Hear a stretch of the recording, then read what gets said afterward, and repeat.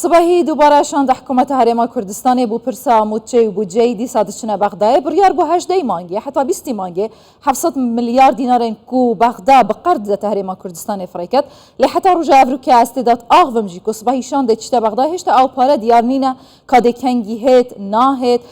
اری اف اخفتنین کو جارک وزیر دارایت بجی جارک سرک وزیر عراق بجید کو جدین ابو چاره سرکرنا کیشند ناف بره حوله و بغداد هنارتنا موچه و بودجه بوشی حتی نوکل گور آخفتن و ریکفتن نینا آستان گیتشنا بوچی وزیر دارای رای گیره افداتاین کو روزانه فرید کت افروکجی وزارت دارای و آبوری حکومت هرما کردستان داتاین سه مهن بوری فریکریا بزلال همو تشته دهاتی نویساندن کامیزانیه چه آبویا چه خارج کریا چه هاتی بردست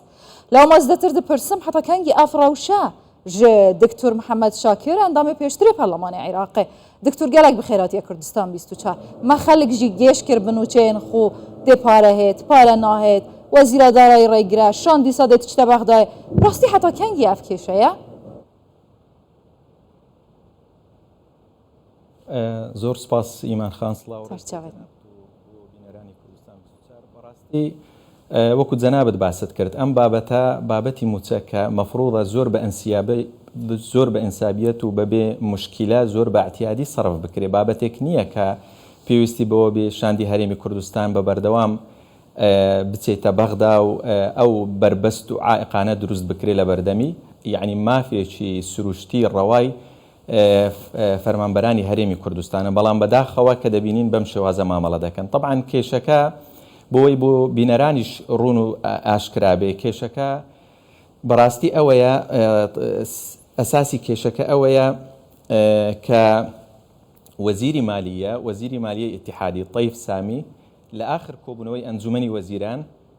کتابێکی ئاراستە کردبوو لەو لە کۆبوونەوەکە باسی لەوە کردبوو کە هەرێمی کوردستان وزارەتی مالیەی هەرێمی کوردستان میزانی مراجعەی مانگی تەموز و ئاب یان بڵێن مانجی 7 و 8 پێشکەش نەکردەوە کە بە پێی قانونی ئیدارەی مالی دەبێت لە 10 مانگ پێشکەش بکرێت طبعاً هەرێمی کوردستان وزارەتی دارایی هەرێمی کوردستان 6 مانجی یەکەمی لە سەرەتای ساڵ تا 6 مانگەکە بە کاملی میزانی مراجعەی ڕادستی حکوومەتی ئیتیحادی کردبوو بە کامل ئیرادات و نەفەقات خەرجی و داهات هەمووی بە تێر و تەسەلی بە وردی ڕوون کردبووە و ڕادستی ئەوانی کردووە دیوانی ڕقابەی مالی ئیتیحادیش تەدقیقی کرد هەموو داتاکان شەفاف بوون بە شایەدی خۆیان خودی وەزیری مالیە طەیف سامی و پەرلەمانتارانی لیژنەی دارایی پەرلەمانی عێراقی لە ئاخر کۆبوونەوە کە شاندی هەرێمی کوردستان میوانداری کرا لە پەرلەمانی عێراقی دانیان بەوەدانە کە بابەتەکان بەڕاستی هەمووی شەفافن هەموو داتا و زانیاریەکان سەبارەت بە موچەخۆرانی هەرێمی کوردستان سەبارەت بە ڕەواتبی موچەخۆران سەبارەت بە داهاتی نەوتی و نانەوتی لە بیدایەتی ساڵەوە تا مانجی 6 ئەوانە هەمووی ڕوون کرابووە طبعاً ئەوان دواتر ئامادە نەبوون وەکو ئاشکرایە کە یعنی حەسەی هەرێمی کوردستان لە موازنەی عێراقی ڕەوان بکەن بڕیاریاندا کە بە قەرز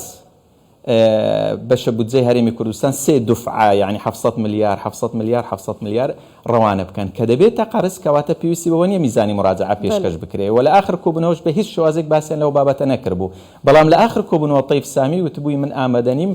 دەبێت میزان مراجعە ڕەوان بکەیت زۆر ئاشکرای میزان مراجعە ئەو کات ڕەوان دەکرێت کە ئەتوو حەسەی هەرێمی کوردستان لە میزانی ڕەوان بکەیت پێویست بەو بابەتە ناکە داوای ئیمان خان داوای میزانی مراجعە مانجی 7 و 8 کرد بەڵام وزارەتی دارایی هەرێمی کوردستان ئێستا میزانی مراجعەی مانجی 7 و 8 و 9 یعنی مانجی ئەیلولیشی لەگەڵە ئێستا ڕەوانەی کردووە بۆیە هیچ یعنی عائقێک و بربەستێک نەمایە بە دڵنیاییەوە با بڵێن حوجەیەک نییە کە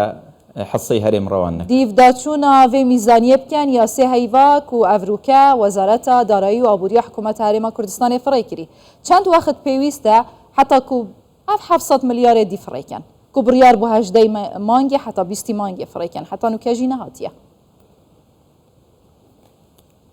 ئیمان خان باوڵێن بابەتەکە یعنی سەهلە کە میزان مراجعە پێشکەش دەکرێت دەتوان بە ماوەیەکی قیاسی تەدقیقی بکەن مدیر عامی موازنەی ئیتیحادی لەوێ لەگەڵ فەرمانبەرەکانی تەدقیقی دەکەن و بابەتەکە یعنی لە خلالی ڕۆژێک ئەگەر مەبەستیان بی دەتوانن تەدقیقی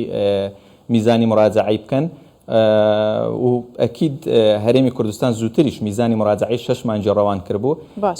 و لە خلافات من خۆم ئاگدار بووم یعنی بەو شێوازە ئێستا بەو شێوازە ئامادە کراوە کە حکوومەتی عێراقی دەیەوێت چونکە پێشتر لە لای ئێمە بە سیستەمێک کار دەکرا لە لای ئەوان بە سیستەمێکی تر بەڵام ئێستا سیستەمەکە تەوحید کراوە بەو شێوازە ئامادە کراوە کە حکوومەتی عێراقی دەیەوێت بۆیە یعنی بابەتەکە زۆر ئاسانە و بەدڵنیایەوە لە هەفتەی داهاتوو من پێم وایە لە هەفتەی داهاتوو ئەو 700 ملیارە خەرج دەکرێت. باشە دکتۆر بڕاستی ئەف کێشەیەت هەین و هاتن و چووناشاندا و جوداهیە هەژمارە و ڕۆژێکی دەبێژن تەمام هیچ کێشە داتا و زانیاریادان نینە هەموو تش زەڵال و شەفافە لە بەغدای ڕۆژە پاشتر دەبێژن نەخێر زەڵال نینە شەفاف نینە هەژمار یەک ناگیرن ئەف کێشێت هێنە دروستکردن بەڕاستیژی تەکنیکینە یانژی سیاسینە و دەستێک لە پشتە. والله ئیمان خان وەکو لە سەرەتاوان باسم کرد من پێم وایە کێشەکان سیاسین ئەگەر بابەتی تەکنیکی زۆر ئاسایە بەڵام بابەتی تەکنیکی نابی ببێتە ڕێگر لە ناردنی شایستە داراییەکان دەکرێت بابەتی تەکنیکی دواتر یعنی چارەسەر بکەن ئێستا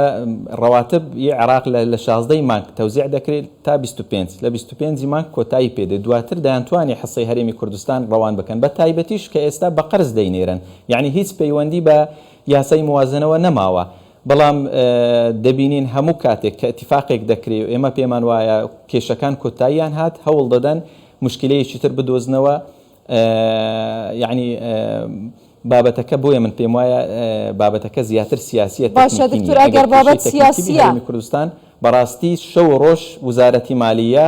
یعنی کاری لەسەرەوە کردووە بەو شێوازە ئێستا میزانی مراجعە ئامادەکراوە بەو شێوازە کە خۆیان دەیانەوێت ئەگەر مەبەستیان با لە ئاخر دانیشتن لە ئاخر سەردان بە هەرێمی کوردستانیان دەگوت کە پێویستە میزانی مراجعە ڕەوان بکەن با قەرزیشبی بەڵام هەر پێویستە میزانی مراجعە ئەو کات باسییان نەکرد بووتیان نەخێر داتاکانی ئێوە زانیارەکانی ئێوە زۆر شەفافە ئەو ئەندام پەرلەمانانەی وزارەتی دارایی کە زۆر یعنی لیژنەی دارایی پەرلەمان کە زۆر هەڵوێستیان یعنی باش نەبوو بەرامبەر بە هەرێمی کوردستان زۆر دژایەتی هەرێمی کوردستانیان دەکرد بە شایدی ئەوانیش گوتیان وەڵاهی کە گوێیان لە قسەی بەڕێز وەزیری دارایی و شاندەکە گرت تیان بەڕاستی زانیاریەکان هەمووی یعنی بە تێر و تەسەلی باس کراوە هیچ باشە ئەو پەرلەمانێک گوتی زانیاری تەمام دروستە بەڵام بۆ ئێستا و داوای میزانی مراجعەیان کرد ئەگە باش سباوە هەبیتن ئەوڕۆ مادەم ئەو پەرلەمان بێژیتن تەمام زانیاری درستن هیچ کێشە نینە تشتێ پێشتر مەنازانی نوکە ئەم بزانین بچی ئەو پەرلەمان ناهێتن دیفاعێکێ لە موچەخورێن هەرێما کوردستانێ بکات تو زانی ئەوە سنوورە سلێمانیە دەرباسی ئەزمونێن بیستا بوون هێژی دەوام دەست پێ نەکریە لە بەشێکی زێدەیە قوتابخانە و پەیمانگەه و زانینگەها بچی ئەو پەرلەمان ناهێتن پرسیارێ بکەتن وەزیرە دارایی فەرموو دە چ کێشە هەیە کێشە تەکنیکیە ئەوە جناب ها بخو گوتی هەمی تش زەڵالە و چ کێشە نەمایە و هەموو داتا و زانیاری شەفافن کەواتە ئەگە کێشە سیاسیە بۆ چینە بەحث ناکەن سیاسی کیرەیە و مەبەستەوە چییە هەدەفەوە چییە خۆی مەفروزە ڕاستیمان خان مەفروزە چونکە ئەندام پەرلەمان ئیشی سەرەکی ڕقابەتە دەبی چاودێری کاری حکوومەت بکە ئەگەر ببینی خروقاتێک هەیە ئەگەر ببینێت کەم تاریخ خەمی هەیە لەلایەنێک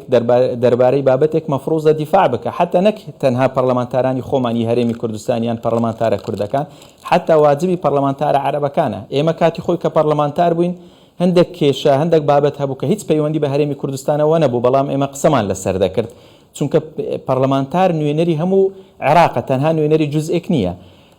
بەڵام من مەبەستم ئەوە بوو ئەو پەرلەمانتارانە کە ئەسڵەن دژایەتی هەرێمی کوردستانیان دەکرد کە دیتیان لە دانیشتنەکە ئەو شەفافیەتەی کە هەیە و ئەو هەموو زانیاریانەی کە پێشکەش کراون بە تێر و تەسەلی بە دیتێل ئەوان بە شایدی خۆیان گوتیان وەڵاهی هەموو بابەتەکان بەڕاستی یعنی ئێستا زۆر ڕوونە و هیچ کێشەیەک نەما وەزیری مالیەش دیسان ئەو تەسریحیدا بەڵام مەبەستم لە قسەی جەنابتە کە دەڵێ کێشەکە ئایا سیاسی بالفعل سیاسی ئەو کات داوای میزان مراجعەیان نەکرد نایانگو ئەگە قەرزیش دەبی میزان مراجعە هەبی بەڵام ئێستا داوایان کرد بەڵام بەنسبەت هەرێمی کوردستان بەنسبەت حکوومەتی هەرێمی کوردستان یعنی شەو ڕۆژ کار دەکە بۆ ئەوەی یەک بیان و نەمینی بۆ ئەوەی ئەوان تەحەجوزی پێ بکەن بۆیە بەڕاستی من ئاگەم لە وزارەتی مالیە زۆر بە تێر و تەسەلی زۆر بە شەو ڕۆژ کاریان کرد و میزانی مراجعەی نەک تەنها مانجی 7 و 8 و 9 ئامادە کرد و ئێستا ئەوڕۆ ڕەوانەکرا بۆیە یعنی من دەڵێم هیچ بربەستێک نەما بەدڵنیاییەوە لە هەفتەی داهاتوو ئەو 700 ملیارە دەگا بەڵام ئەگەر بمانەوێت کێشەکە بەڕاستی بنبڕ بکەین. تمام شخۆ هەدەفا من ئەڤە بوو vêrê ez cenabê hewa ragirim. Heftiya derbasbûyî di civînê Encûmenê Wezîran serokê hikûmetê daxwaz ji hemû wezarət û dam û dezgeha kir ku şefafa nebin gel Bexdayê. Hiç hêcetekê destê wan da nehêlin kevîte destê wan heta ku pareyê bo Herêma Kurdistanê nehinêrin. Hemî dergehê girtî lê beken. Lê cenabê hewa xwe jî dibêjîtin mesele ne hijmare, mesele ne teknîkî ye, mesele siyasî ye. Bû çareserkirina vê kêşeya siyasî pêwîst e gel kê rî nexwar hikûmeta Herêma Kurdistanê û gel kê çareserken? والله ئیمان خان ئەو چارەسەری ئەو کێشەیە بەڕاستی ئێمە قانونی موازنە خۆی پێویستی بە تعدیل هەیە پێویستی بە هەموار هەیە و بالفعل کە جەنابی سەرۆکی حکوومەت سەردانی بەغدای کرد لەگەڵ لایەنەکان دانیشتن ئەنجام درا اتفاق کرا کە قانونەکە هەموار بکرێتەوە و حەلی ڕئیسی ئەو قانونەش ئێستاوەیە کە هەموار بکرێتەوە. ئەو قانونە وەکو هەموو لایەک دەزانن قانونی موازنە بۆ 3 ساڵ دانراوە بە ساڵی 2023 24 25 وە لە یاسای ئیدارەی مالی ئیتیحادی دەڵێ لە مادەی 4 دەڵێ دەتوانی خۆی ئەساساً قانونی موازنە بۆ 1 ساڵە بەڵام دەتوانی بۆ 3 ساڵ دابنەی ساڵی یەکەم وجوبیە دەبی وەکو خۆی تەطبیقی بکەی بەڵام بۆ ساڵی دووەم و سێەم حکوومەت دەتوانی پێشنیار مەشروع یاسا مەشروعی قانون دووبارە ڕەوانەی پەرلەمان بکە اقتراح بکە کە قانونەکە تعدیل بی لەسەر داوای وزارەتی مالیە و وزارەتی تەخطیط اتفاق کراوە کە ئەمە ئەنجام بدرێ و ئێستا گفتوگۆش هەیە سەبارەت بەو مادانەی کە تایبەتن بە هەرێمی کوردستان طبعا احتیمالە هەندێک مادەی تریش چونکە خۆشیان هەندێک مەشاکلیان هەیە حتا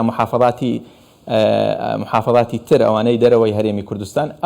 ئەوانیش هەندێک داواکاریان باشە تو باوەڕ بگەین تایبەت بە هەرێما کوردستانê بهێنە هەموارکردن هەرێمی کوردستان بەڵێ اقتراحات دەبێت ئێستا لە گفتوگۆدان هەرێمی کوردستان اقتراحاتی خۆی پێشکەش کردووە کە بە چ شێواز دووبارە مادەکان دابڕێژرێنەوەی لە هەمووی سەرەکی تریش ئەوەیە کە ڕەواتبی موظفین موچەی موچەخۆرانی هەرێمی کوردستان جیا بکرێتەوە لە ئینفاقی فعلی و مباشرەتەن ڕەوان بکرێت و تێکەڵ بە بابەتە سیاسیەکان نەکرێ ئەمە ئەگەر ئەو خاڵە طبعا ئەوە ئەگەر هەموار بکرێتەوە پێم وایە هەموو لایەکیش ئەو کات وعدی ئەوەیان دابوو کە بەو شێوازە بیت چونکە ئەوانیش دەزانن کە نابی یعنی موچەخۆرێکی هەرێمی کوردستان یعنی چ فەرقێکی هەیە لەگەڵ موچەخۆرێک کە لە بەسرە یان لە بابل یان لە مووسڵ هیچ فەرقی نییە بۆیە ئەو بابەتە تقریبا اتفاقی لەسەر کراوە ئەوە یەک لە خاڵەکان دەبی طبعا بابەتی تریش داهاتی نانەوتی یان با بڵێن ئەو ضرائبانەی تەسلیمی حکوومەتی اتحادی دەکا کولفەی ئینتاج و نەقلی نەفتی هەرێمی کوردستان حسەی هەرێمی کوردستان بە چ شێواز دەبی ئەمانەش قسەی لەسە دەکرێت وەکو باسم کرد اقتراحات هەیە لەم بوارە کێشەکە بەو شێوازە حەل دەبێت کە قانونەکە تعدیل بکرێت ئەگەر قانون تعدیل نەکرێت دائیمەن مەشاکل دووبارە دەبێتەوە ببیتە کریار و نەتنێ بێژن و نەپێژن. دکتۆر محەممەد شاکر ئەندامێ پێشترێ پەرلەمانی عێراقی گەلاک سپاس دکتۆر.